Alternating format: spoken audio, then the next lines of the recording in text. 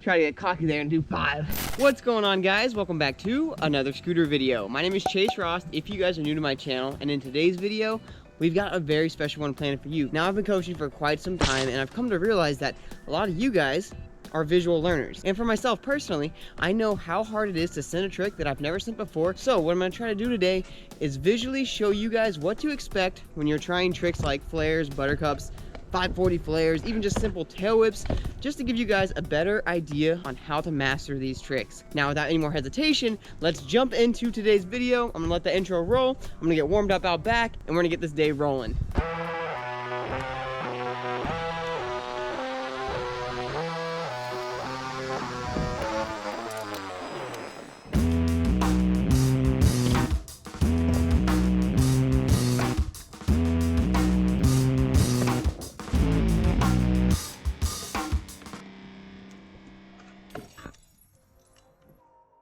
I'm gonna go ahead and finish up my warm-up here and give you guys a little sneak peek at some of the tricks we're gonna be throwing down in today's video. So let's get that music going.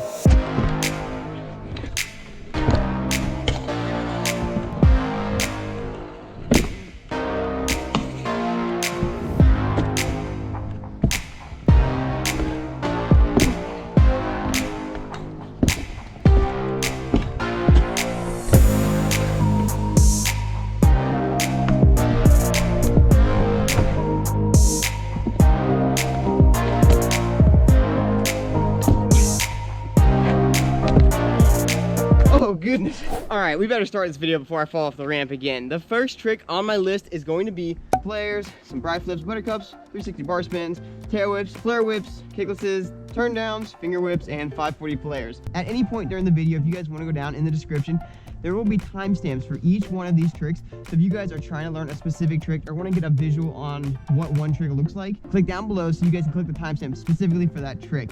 And I'm also liable to throw a couple extra ones here and there in between. So stick around and consider watching the whole video instead of just clicking around. But I'm gonna go ahead and finish my warm up real quick. I'm also not gonna lie, it's a little bit chilly out here today. And my dog is trying to play dodgeball with me. He's always doing that. Anyways, as I was saying, it's a little bit chilly out here today, so my body's feeling a little bit tighter than it normally would, but we're gonna make it work, and it's gonna be a fun one regardless. So let's talk about a little bit of the differences between the actual GoPro point of view and what my eyes visually see. So you guys are locked in on a frame right here that basically sees from like here to here. So the main difference between what I see and what the GoPro sees is I can actually move my eyeballs a little bit back and forth when I'm doing the tricks. So I have a slightly wider field of view than what the GoPro can actually see. But the GoPro still has a pretty solid field of view. So for the most part, what you guys see, like for example, when I do this bar spin, it's basically exactly what I get to see. So hopefully you guys are able to get an idea of what the tricks look like from my own personal point of view. Now, as a quick disclaimer, I know I make a lot of GoPro videos, so you guys might be thinking like, this is not gonna be any different than your normal videos, but it will be because I'm gonna be throwing my GoPro into slow-mo, so I'm gonna be able to slow the clips down and talk the tricks through as I'm doing them, as opposed to when I just normally ride, I just have you guys on my head and we're just going like 90 miles an hour. Now, the reason we're gonna start out with a harder trick like flairs instead of like doing something simple like a tail whip in the beginning is because I myself have had a lot of trouble when I was learning flairs just visualizing the trick. So I'm hoping that today's video will be able to help a lot of you guys who are struggling with that. But basically, for starters, let's talk about what I see when I do the flair. So I pop the camera into super slow-mo and let's do a flair.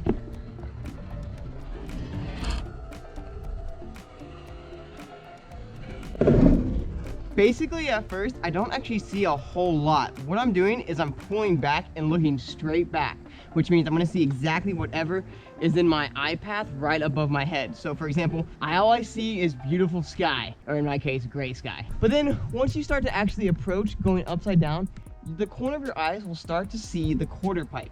From that point, you know you've done something right because you're actually getting yourself back around to seeing the ground. And then from that point, basically what I do is I stay curled up, spot my landing, and I know exactly when I need to start untucking to be able to absorb that landing as I impact the ramp again. Now for a regular motion one. Now doing one on a smaller ramp is exactly the same, but the pull is just a little bit faster, which means you're gonna be spotting the landing a lot quicker when it comes to actually flipping around. So your eyes are gonna have to be moving a little bit quicker. I'll give you another one. As you can see, about halfway through the flip, you can start to see the coping and the actual ramp, and then you're able to know exactly where you're at. I'm gonna do this next one a little bit more arc so you guys can really get a visual on the ramp. As you can see in that one, you can see the ramp a lot more, but things are just whipping a lot faster at the same time. But that's basically what I see when I do a flare. Let's now move on to the famous briflip. It's actually funny that I put briflips right after flares, because when I was learning flares, I actually pictured the briflip motion when I did the flare. But the only difference is that your feet just aren't staying onto the deck. But realistically, your deck's actually making the exact same motion as when you did a flare.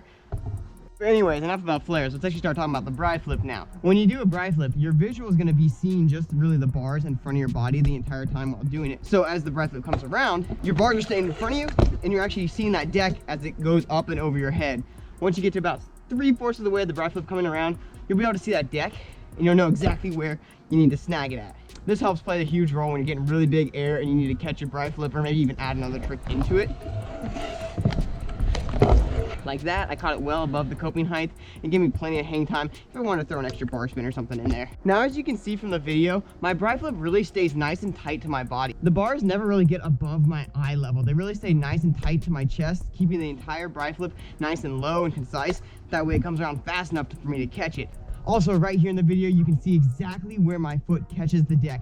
I start to prepare by lifting my toes up in the air and pulling that deck in, really spotting that landing and rolling away. Now, moving on to the next trick, we're going to talk about buttercups. Buttercups are actually super close to the visual of briflips. As they come around, you can see them in your peripheral vision, just like you saw the briflip come around, so you know exactly when you need to catch it. Also, pay close attention to how my scooter doesn't actually leave all the way up here. It stays nice and tight to my body. Same area of where the briflip's at, right around the chest to belly button range. Now, one of the coolest things about buttercups, and really any over the head trick, or really just any trick that doesn't involve a flip, you have a visual the entire time on the ground and the actual trick as it comes around. So you never really have to have that leap of faith just to like send the trick, because you can work yourself up because you can actually see the ground and everything that comes around in front of you the entire time. Now, moving on to the next trick. It's gonna be actually a little bit hard to display this one because we're gonna be doing 360 bar spins, or better known as truck drivers. I don't really have a ton of fly out space back here, so I'm gonna have to resort to doing them fakie and air, and then maybe fly out if I got enough room over here. It's not really a big top deck, so you're gonna have to work with me on this one. Nonetheless, the 360 bar spin is a super fun trick to be able to add into lines, combos, and really just anything that involves you launching in the air and doing a rotation. As I'm doing this, you can see basically the 360 is pretty simple. You can get a visual on the ground the entire time while you do it. But then to add the bar spin in there, you get to see the bar spin the entire time too. So it makes this trick super nice, because as you're spinning, you get to look down and run to the fence like I just did, but get the point. See the bar spin the entire time. Now, while I do this, take a moment to focus on when I actually release the bar spin and how I carry it around and keep it up against my feet. It's all one fluid motion. I'm not just like whipping the bar spin as soon as I take off. I'm really getting the spin going and then starting to do the bar spin, so it kind of flows in the same motion. Jumping back to the list now, the next trick on the list is going to be tail whip. Now, the best part about tail whips is once you can do one, the visual remains the same the entire time. After one whip, basically holding this whip out for as long as you can is basically just exactly the same. I'd also like to point out, as you can see in this clip right here, as the whip's coming around, my back foot is starting to prepare to catch the scooter and snatch it and bring it in. This makes for a much cleaner land, no matter how many whips you're doing, or really any trick that involves the deck leaving your feet. If you can have that back foot waiting to snatch it and bring that deck in, your landing is going to be so much cleaner. As you can see right here, the visual remains exactly the same no matter how many whips I'm doing. Ooh, try to get cocky there and do 5.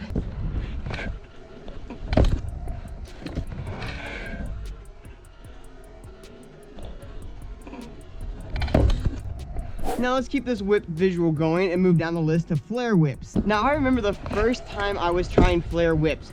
It was such a mind twist because my whole mindset on doing flares was to look straight back and then turn. But when you do flare whips, you're actually looking down at your scooter to know where your deck's spinning while you flip. It doesn't feel like a flare because you're not looking in the same way when doing the trick. You're not changing the rotation of your actual body at all. You're still keeping the exact same flare motion going.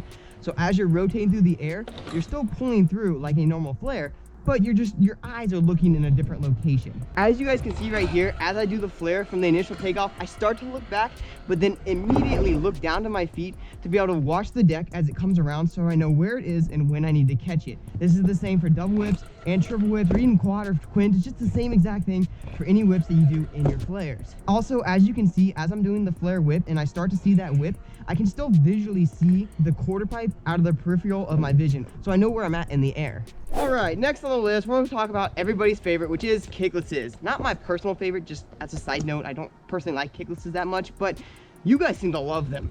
So I thought I might as well add it on today's list. Kicklesses have a very similar visual to just doing a simple whip, because as it comes back around, you're being able to see that whip the entire time. But as you can see in the video, you can see exactly where my stop point is when I do the kickless. When coaching riders, the most common question I have when learning kicklesses is, where should I snap that kickless back?